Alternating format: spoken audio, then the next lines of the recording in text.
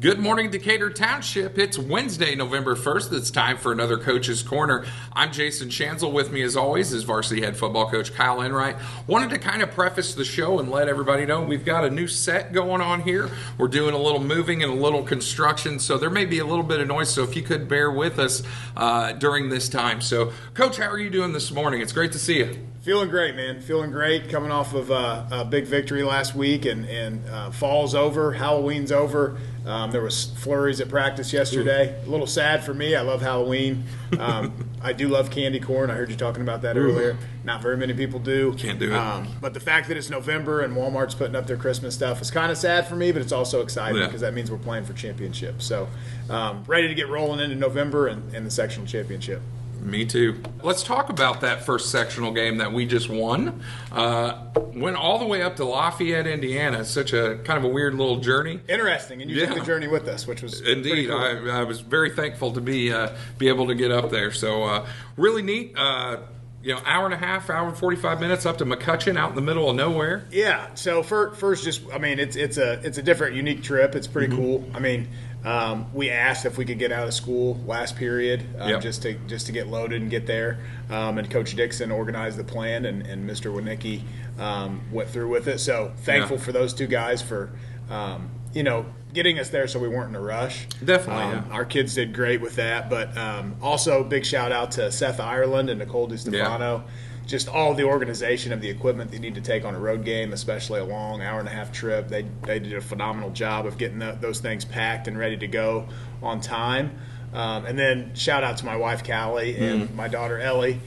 They picked up the food and kept it warm on the hour-and-a-half trip and then served the meal and then made a surprise trip to Walmart because we forgot our boombox. We needed that mojo in the locker room before the game. So they went and picked up a big speaker so that we could keep the vibes flowing. But shout out to all those people. Also, Brian Ney at LCC for hosting us. They were on fall break, which was good, but we ate in their cafeteria and did our walkthroughs on their field because it's a 5-minute drive from there to McCutcheon. So just a lot of things fell into place for it to be as smooth a trip as you can make it for a long road trip game. So really proud of our kids for handling it well, and then all those people that it took to get that done. Yeah, well, and let's talk about that game. So get up there, get situated, get settled in, and then the action starts. So what happened Friday night? I think that our kids really came out with good energy. We always talk about being the most excited team to play. We don't get cold, we don't get hurt, we don't get tired. Just that whole 1-0 mindset and winning today and winning each snap. But, our seniors, especially guys like Steve-O and Braden LaFolla stand out, and Chris Richmond as guys who are just always positive. And Brado won our OAR award. Our OAR award is somebody who's always rowing the boat to keep the boat going forward, and just had a positive attitude and energy all day. And it kind of that could be something that rubs off on everyone. When one guy has extra positive energy, you know what I mean? Agree more. It's contagious. So. Yeah, and if you've ever met him, I mean, that's him every day. Yeah. Like, he is that person. That's not just something he does. That's his energy. It's funny you say that. Yesterday at practice, it was pretty cold. I don't say it's cold very often, but when it gets in the 30s and there's flurries, it's pretty cold for practice. And we go offense, defense, and each segment's about 15 minutes, but he was on the sideline for 15, and when the defense was getting ready to go, he would sprint up and down the field yelling just to get his body ready to go. That's awesome. Just great energy all around that was contagious. And, And we started the game off that way. All three phases really played well, kind of continuing from the week before with Franklin, where we hit on all cylinders. We did that again this time. So just really proud of our kids for taking that road trip, keeping positive energy, and playing in all three phases. So. Yeah, you could definitely feel the energy from our sideline. I mean, we were definitely more locked in, ready to play than they were, and it showed on the field. Yeah, it did. So just to go over, I guess, offensively first. Yeah, sure. We tell our kids all the time that we have a lot of good playmakers that can make plays, but we've beaten teams throwing the ball for 300 yards, and we've beaten teams rushing for 300 yards. And agreed. The defense is going to dictate that, and the weather is going to dictate that. So, unfortunately, Franklin and Perry, we had wind, we had rain. it's more difficult to throw the ball. So you got to be able to run it in those type of games. This game, the weather was nice. Beautiful fall night. No wind, no rain until the very end. So we felt like in their defense they were kind of stacking the box. They had 2 inside linebackers that were dogs. I mean, the best inside linebackers we played all year. Good defensive line. So we felt like we needed to throw it a little bit more. And Bo stepped up, completed 60% of his passes, 18 passes, spread it around to 5 different guys, threw for 275, 3 touchdowns. Just a huge performance when we needed it. So really proud of him. He continues to work on the details and continue to grow with Coach Lyday. But our receivers played well.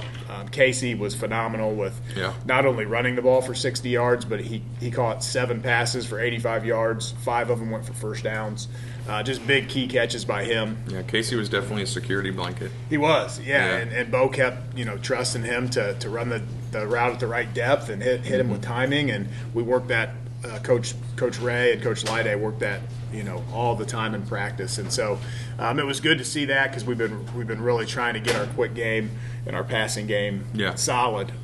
Dodo had another great performance, 160 yards and a touchdown. And then Carson Eisen came in and had 3 catches, one big one near the goal line, which was good to see. He's working his way back. He was a starter at the beginning of the season and then had his elbow injury and it fractured. He's been out for a long time. So getting him back in the mix was good. I know he had a big first down there kind of in the middle of the game, but it was a big momentum first down. He did. Huge. He's just got such sure hands. He's tough. He blocks. And then Albert caught a touchdown pass. Didn't have as good of a game rushing the ball, just with those linebackers screaming downhill. And, we're going to have some different ways to get him the ball this week. But we did put in a pass play on the goal line for him, and it worked perfectly. So he caught a touchdown pass. And then Chris, we're going to continue to create plays to get him going downfield. And we hit one shot to him for a big 40-yard touchdown pass, for our last touchdown. So really spread the ball around to different guys, got everybody involved. The offensive line played really well. Nate continued to be impressive up front. Yeah, I agree. He had a good nose on him, number 97, and blocked at a 90% clip, according to Coach Sherritt. Wow. And then Tyler Cooper was 87.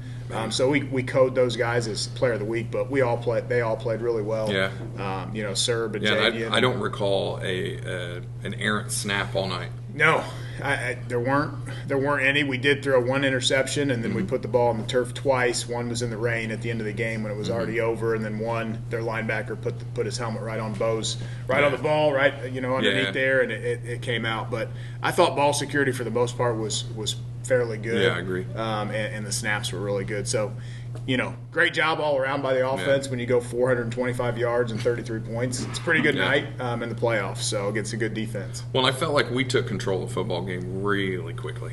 Yeah, we just had a great and just drove the truck all night. I mean, we just they deferred, so they wanted the ball in the second half, which was understandable, and we went down the field and scored, and it's just such a nice security blanket. Agreed. To be able to, if you do stall out in the red zone, it's almost an automatic 3 points. Knock on wood. It's not. It's never automatic. You don't want to take anything for granted. But Vogel was 2 for 2 on field goals, and just getting those points up on the board and the scoreboard. It's going up every time. Definitely have confidence in him, and he's giving you plenty of reason too. Yeah, just helps the offense and the team so much to chip those points in there and continue to go. So I agree wholeheartedly. Defensively, another goose egg. My goodness, yeah. They had 2 yards at halftime. Yeah, 2 yards. I will tell you this: I know their quarterback is probably still hurting. Yeah, he was running for his life. Yeah, very much. And that was a good team. I mean, they scored 30 points a game and had 2 yards at halftime. When's the last time we've had 2 shutouts in a row? I don't know. Been a little bit. That's a good question. It's been a little bit. It's been a while. So and not against slouches either. Franklin and McCutcheon were both averaging 30 points a game. Yeah, so it's not like we beat teams that were struggling to score or shut them out. So just a great performance by Coach Good and his staff. But Rel Pharrell Carter stepped in there on defense, big time. getting healthy. He's a dynamic athlete. He could play offense for us as well, but we're kind of rolling offensively and just said, hey, man, I think your role is going to be on defense in the playoffs. And he's really honed in with Coach Juice at practice to get better at that, and it paid off. I mean, 2 interceptions, almost a pick 6. And just played solid, had a couple knockdowns. Just a really smart player on the field to have back there in the secondary. Yeah. Chris had an interception as well, so we got three turnovers with the wetsuit points and the flag rolling. And the Campbell brothers combined for 12 tackles. And Davis and Shanks continue to be solid, and Javian in the inside. So just really proud of our guys and just tough. I mean, yeah. I remember a series on the far end where MJ Campbell actually got to their quarterback, and now the kid wound up, as he's throwing it, MJ Campbell's sticking him in the chest, and I just was like, you know what? If sacks counted as, if it was a 2-hand touch sack, he'd have about 20 on the season. I couldn't agree more. Guys they know, they feel his presence, so they get rid of the ball. It's usually incomplete, and it's called a QBP, a QB pressure. He's got a ton of those, so he's close to getting sacks, but it still affects the play. Yeah. So, You're exactly he's right. a dynamic football player, ladies and gentlemen. If you come out and watch on Friday nights, I mean, if you just pay attention to him or even just our front guys, I mean, they've all got they're motors. Special. Yeah, they're they've special. all got motors. They don't stop. You know what I mean? And that's what I love the most about them is that you're never going to see one of our defensive linemen that plays on the other side of the field just kind of stand there with their hands on their hips. I agree. They're going to get after it and go make a play, and that's what you kind of love about our defensive line. So. What about anybody else? I feel like our defensive backfield has come leaps and bounds from the beginning of the year to now. They might be our best unit on defense. Yeah, and we never talk about Kaz Hicks because but nobody can throw the ball and complete a ball. 100%. They don't even throw his way. So Kaz is locking down one side. Chris Richmond has been inserted on the other side just because of his dynamic ability to change direction and his speed to recover on some plays.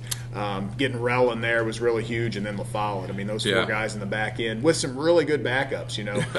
Trammell started for a lot of games this year, and he's right now serving as a backup role for both safeties, and Braylon Morris can play corner, and he's serving as a backup. They're a special group. They are. I mean, I don't know that we've had lockdown guys in the secondary that literally can play offense. They go get the ball. They have good ball skills to pick it off. They're all just such athletes, man. Every one of those guys athletic as all get out. And they work their butts off to be that.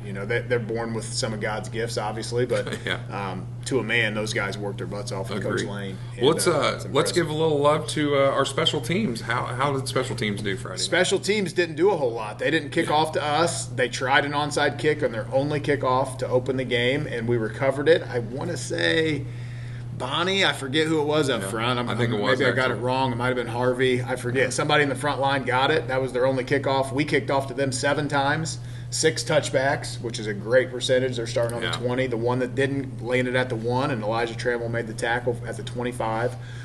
So their average starting field position was the 21, which is really good. We'll take that. 2 for 2 on field goals, 3 for 3 on extra points. We did roll a snap back there on one of them, so he didn't really attempt it, so we don't count that as a miss. And that happens every now and then. So just, again, when it comes down to championships and playing well in November, offenses and defenses and teams are good. Can your special teams make a difference? And I trust our special teams. We've got guys that care, that want to make plays on there. So we're hoping that they can continue to be a weapon moving into the sectional championship here. 100% agree. So we're going to take a quick break, and we're going to introduce you to 3 varsity football players and get to know them a little bit, and then we'll come back and finish up with Coach Enright here in a little bit.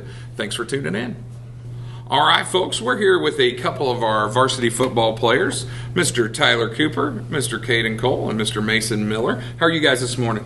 Good. All right, man. So we thought we'd ask you guys a couple questions, just get to know you a little bit, let our fans get to know you, so that Friday night they'll know some interesting facts about you. How about that? Sound good? Yeah. All right, so we'll start with you, Cayden. What's your favorite Halloween candy? Probably Reese's. Ooh, that's good stuff. I'll go with Reese's as well. Reese's as well, all right. Probably Skittles. Skittles, all right. All 3 very good candies. All right, have you guys ever eaten a bug? Mason, you ever eaten a bug? Absolutely not. Are you sure? Sometimes maybe when you're asleep, they might crawl in there. You never know. Hope not. Not that he knows. How about you, Tyler? No bug eaters? I did last year in my English class. On purpose or by accident? No, it was okay. It was a assignment. Oh, okay. All right. So I'm not gonna lie, not intentionally. I've never eaten a bug, but whoa. All right. Cayden, what's your favorite pair of shoes that you own? Probably these New Balances I have on. Some New Balances, some dad shoes. Probably my Crocs. Crocs, good stuff. More reliable. Probably Yeezys. Yeezys, all right. So good shoes. I'm not gonna lie, just a comfortable pair of shoes is where it's at, boys. I'm gonna tell you. Let's see. If you had 5 minutes in a grocery store, what 3 items are you leaving with? Mason, what 3 items would you get at a grocery store if you had 5 minutes? Probably steak, chicken, and rice. All right, this guy's going with the protein. Some honey buns, some chocolate milk, and some baby wipes. All right then. Oatmeal cream pie, chocolate donuts, and some baby wipes. Very nice. You guys want to stay clean. All right. What famous person, alive or dead, would you want to spend the day with? Michael Jackson. All right. Tyler apparently did not agree with your Wilt Chamberlain. Wilt Chamberlain. Interesting. Probably Mike Tyson. Mike Tyson. All right. So Mason's the only one giving real answers. All right. Mason, if you owned a boat, what would you name it? That's you. How about you, Tyler? What would you name your boat? What'd you say? Come on. The pancake boat. The pancake boat. Big Bertha. Big Bertha. All right. Some odd boats you guys are on. Let's see. Cayden, if the same song played every time you walked into a room, what song would play to introduce you to a room? Just Beat It. All right. What about you, Tyler? Probably Sexy and I Know. All right. How about you, Mason? It's probably Seven Nation Army. All right. Let's see. So let's start with you, Mason. Is a hot dog a sandwich, and why or why not? Yeah, it's a sandwich. It's got 2 pieces of bread on the outside. What you, Tyler? Is it a sandwich? Yeah. Yes, it is. Yeah, it's a sandwich. All right. So we're gonna go with hot dog as a sandwich because it has 2 pieces of bread. All right. Let's see. Cayden, of all your friends, who is most likely to be famous and why? Cooper, because he has the height, and I know he's gonna make it. Oh, all right. That's nice. Tyler, why? Who of your friends is going to be famous and why? Go with Bo. Bo Polston. Yeah. All right. Mason, how about you? Definitely Coop, and just because he's the it boy. All right. Let's see. Mason, of all your friends, do you believe in aliens? Why or why not? Yeah, because there's a lot of evidence of them. So. All right. So he's saying evidence around there. What about you, Tyler? Are aliens real? No. I don't think so. No, just no, because you haven't seen one. Or? I haven't seen one. How about you, Cayden? I don't think they exist. Nope. All right. So no aliens from a couple guys, and old Mason's the lone believer. So, folks, these folks are here, and they've answered some questions for you, so hopefully we got to know them a little bit better. Thanks again for your time to Mason Miller, Tyler Cooper, and Cayden Cole. Come out Friday night here at Decatur Central High School if you want to see these guys do their thing as they take on West Lafayette Harrison. Good luck, fellas. Thanks for your time. All right, folks, we're back here with Coach Coach Enright, and we're going to talk about our upcoming opponent Friday night, West Lafayette Henry Harrison High School. Tell us about Harrison. Now they're going to come to us from where we just came, where we just traveled to them. So they're real close to McCutcheon there, but very good football team coached by Terry Peebles. Terry is Bill Peebles' brother. Great football family. Bill's the head coach at Cathedral. And so they know the Hawks pretty well, even though this is our first time playing them in school history, I think. Mm-hmm. So it'll be a challenge. They're a 9-1 football team. Won 8 games in a row. They redeemed their only loss of the season to Plainfield week 2 by beating them by 4 touchdowns this past week. So they're rolling right now, playing really good football. I think some things that stand out to me is that they're just really fundamentally sound on defense. The most points they've given up in a game all year is 15. So they've only given up 2 touchdowns in a game 3 times, and then all other 7 games less than that. So they're giving up very few points, and it's going to be a challenge. I think one of the key things for us is they like to keep everything in front of them. They're going to back their safeties off. They're not going to make a lot of mistakes or blitz a whole lot. They're going to make you drive the field on 10 to 12 play drives, and we've got to understand that being physical and getting a 4-yard gain on first down and staying on schedule and moving the chains is very important. So them on offense, think Whiteland, but in the gun. So they're going to jet sweep every single play. They've got a really dynamic jet guy who scores a lot of points for them and gets a lot of yards. And then when they don't give it to him, they've got a really athletic, fast running back that they hand it to, and their quarterback can run as well. So they're not going to throw it very often. They'll lull you to sleep. But you got to be disciplined and have your eyes right in the backfield and the secondary in order to defeat this offense. So we're excited. We're looking forward to it. Our kids are ready. We had some flurries at practice yesterday, but our energy was off the chain, off the hook. Bring your own juice mentality, 1-0 mentality, and we're ready to roll. Well, and what's our theme for Friday night? Blue out. Blue out. Blue out. Right. Everybody wear blue, dress warm. It won't be as cold as it was yesterday. We're about 55 at kickoff. So bring the noise, bring the juice. We're all blue. All right, folks. So join us Friday night, this coming Friday here at DeVere Fair Stadium in Decatur Central. Wear your blue and cheer on your Hawks. Let's go Hawks. Go Hawks.